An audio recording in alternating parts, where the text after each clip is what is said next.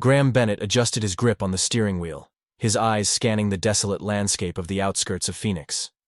The late afternoon sun cast long, eerie shadows over the new housing developments, struggling to sell amidst signs of urban decay.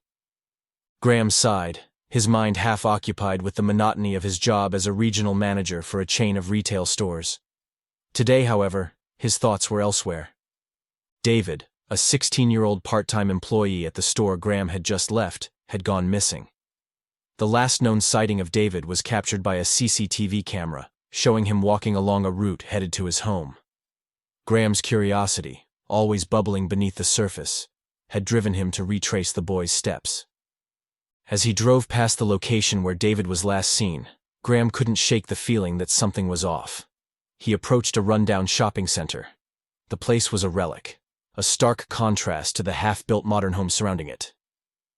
He pulled over, parking near the entrance, stepping out of the car. The buildings loomed over him, their broken windows like empty eye sockets staring into the void.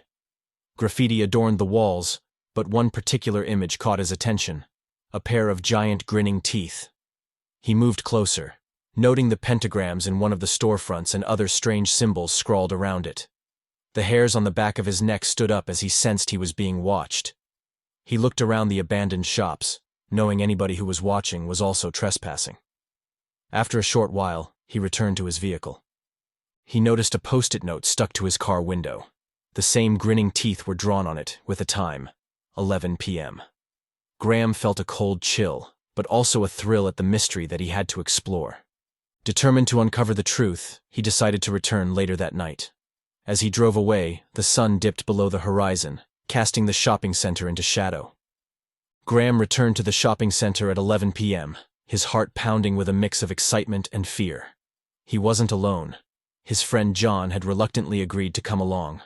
John, always the skeptic, had scoffed at Graham's tales of eerie graffiti and mysterious notes, but he didn't want Graham to face whatever might be out there alone. "Are you sure about this?" John asked, stepping out of the car and shivering slightly in the cool night air. "This place gives me the creeps." Graham nodded, his eyes scanning the darkened surroundings. "I have to know what's going on. This is most likely a trap. Just stay close and be ready for anything." As they approached the abandoned shopping center, the silence was almost deafening. The shadows seemed to move on their own, and every creak of the old buildings sent chills down their spines. Suddenly, a flicker of movement caught Graham's eye. A hooded figure stood at the far end of the lot, barely visible in the dim light. "There," Graham whispered, pointing. "Do you see him?" John squinted.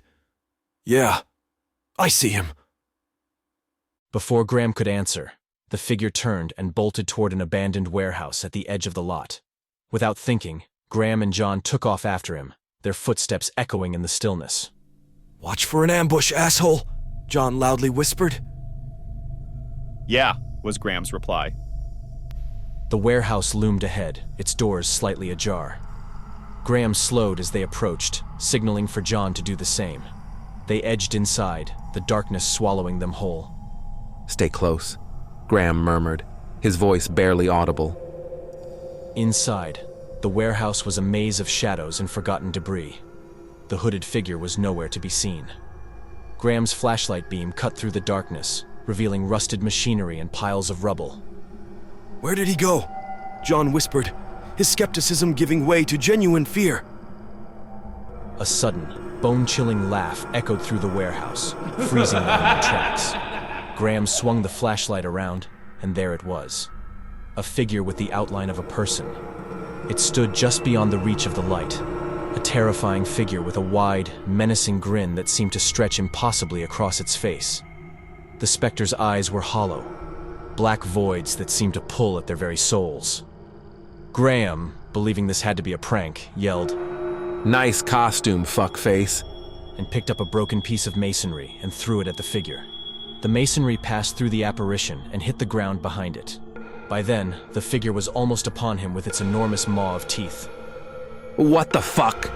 Graham whispered just as the crack of a gunshot rang out. The phantom looked at John, who had drawn and fired his pistol at the specter, and it began to pursue him. "Run!" Graham shouted. They turned and sprinted for the exit, But the specter was faster. It moved with unnatural speed, its grin widening as it closed in. The warehouse seemed to come alive around them, shadows twisting and reaching out like living things. Just as the specter's cold, ghostly fingers brushed against Graham's shoulder, they burst through the doors and into the night. The sudden rush of cool air hit them like a wall, and they stumbled, gasping for breath. Behind them, the warehouse was silent once more. The specter and the hooded figure vanished as if they had never been there. John doubled over, hands on his knees. What the hell was that? He panted. Graham shook his head, still trying to process what they had seen. I don't know, but whatever it isn't human, and it ain't right. As they hurried back to the car, Graham couldn't shake the feeling of the malevolent wrongness of the grinning face of the specter was burned into his mind, haunting him. Tonight, Graham had faced the darkness and survived. But he knew that to uncover the truth and stop the grinning specter, he would need to delve even deeper into the unknown. Graham sat at his kitchen table, the dim light from a single lamp. His laptop was open, and the screen glowed as he scrolled through various websites. John, still visibly shaken from their encounter, paced back and forth nearby. Let's see what we can find out about this grinning ghost, Graham muttered. John stopped pacing and leaned over Graham's shoulder, peering at the screen. Various search results filled the page, and Graham clicked on a promising link. Listen to this, Graham said, adjusting the screen so John could see. There are historical accounts of a grinning ghost that's been part of folklore for decades, maybe even centuries. It's often associated with disappearances and unexplained deaths. John's eyes widened. So, this thing has been around for a long time? Yeah, Graham replied, scrolling further. Every few decades there are reports of people going missing.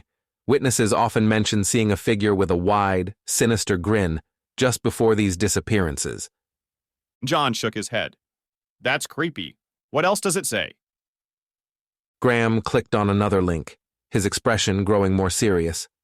Here's something useful. There are suggestions on how to protect oneself from malevolent entities. We can use salt to create barriers, holy water to purify areas, and blessed objects like crosses to repel evil spirits. John nodded. We should definitely get some of those things. Anything else? Graham clicked on another link. This is interesting and disturbing. There are references to satanic rituals and symbols, like the pentagrams and other markings we saw in the warehouse. These symbols are often used in satanic summoning rituals to bring forth demons. John's face paled even more. So, someone could have summoned this thing on purpose? Possibly, Graham said. It might explain why the grinning ghost is so active now. If someone performed a summoning ritual, they could have unleashed it. John took a deep breath. What kind of sick fuck summoned a child abducting demon with a fucked up grin? Graham nodded, determination setting in. Agreed. But if this is demonic, we need to consult someone in the church. Let's visit my church and see if one of the priests can help us. Armed with their newfound knowledge and supplies, Graham and John returned to the abandoned warehouse before dusk settled over the outskirts of Phoenix. The oppressive atmosphere was palpable. Let's get this done, Graham said, his voice steady but filled with tension. He carried a bag filled with salt, a bottle of holy water, and a blessed iron cross. John followed, a flashlight in one hand. They moved swiftly, laying down salt circles around the perimeter of the warehouse, and Graham spray-painting crosses over the pentagrams. John asked, Does it help to spray paint over symbols? Graham replied, How should I know? I just don't like them. As the last rays of sunlight disappeared, the warehouse seemed to come alive with shadows. Every creak and groan of the old building sent chills down their spines. Graham and John positioned themselves near the center of the warehouse, their supplies within easy reach. They could sense they were being watched. The ominous feeling was palpable, and their nerves were on edge. Here we go, Graham muttered, gripping the iron cross. The grinning specter materialized just beyond the reach of their flashlight beams, its grin wide and menacing. The hooded figure from before was also there, moving stealthily around the warehouse, clearly aiming to disrupt their preparations. "It's coming," John whispered. The specter advanced, but the salt lines held it at bay. It screamed in fury, the sound reverberating through the warehouse. The hooded figure, undeterred, began destroying the salt barriers. "Keep it busy," Graham shouted as he started chanting a prayer to Saint Michael. The warehouse foundations creaked loudly, and the specter's screams filled the air. The specter, now enraged, moved closer. Graham shoved the iron cross into the specter's chest, yelling Saint Michael's prayer. The specter recoiled, its grin faltering as the power of the cross took effect. The specter's ghostly fingers reached out, nearly touching Graham's face. In a final desperate move, Graham doused the specter with holy water. The specter let out a horrific, bone-chilling scream. With a look that could only be described as rage and shock, the entity began to dissipate, its form unraveling like smoke caught in a breeze. The oppressive atmosphere lifted, and an eerie silence fell over the warehouse. John lowered his pistol. "Is it over?" he asked, his voice shaking. Graham nodded, still clutching the iron cross. "Where's the hooded fucker?" Graham stated. There, John pointed at the man in a black hoodie and black sweats. Graham and John chased the hooded figure, who tripped. They grabbed him, demanding answers. "What happened to the boy?" Graham demanded. The man with a gaunt face sneered. "My master demands sacrifice." As he spoke, other hooded figures, about 14 in total, appeared around them. The captured man scrambled away. Graham drew his sidearm, moving to cover as the hooded figures slowly walked backward out of the warehouse, never turning away. When Graham and John left their cover and stepped outside, the hooded figures had vanished. Back at the car, Graham and John reflected on the night's events. The grinning face of the specter was burned into Graham's mind. "Well, this blows we have no idea who those pieces of shit Satanists were," Graham told John. John smiled, holding a wallet index and middle finger. "Well, we might have a lead." Graham returned the smile,